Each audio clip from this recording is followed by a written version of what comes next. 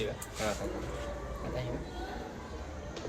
Jadi soalan pertama, gapo dia tugas akak dekat sekolah hari-hari? Tugas saya membersihkan tanda kawasan sekolah ngebunga gitu kan.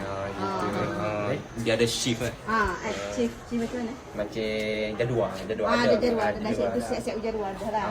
Okey. Okey, soalan pertama. Soalan kedua, gapo dia cabaran yang sering dihadapi oleh kak dalam jaga kebersihan? Gapo dia hok macam susah-susah? Ada masalah apa? Cabaran. Cabaran. Susah lah. Payah nak buat lah. Gapo dia hok payung?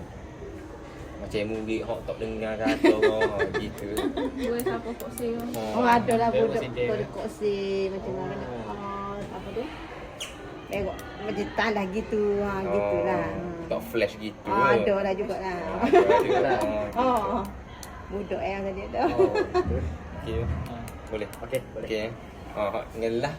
Gapo dia harapan kak tak ada murid dalam menjaga kebersihan sekolah? Harapan. Arah murid buat apa?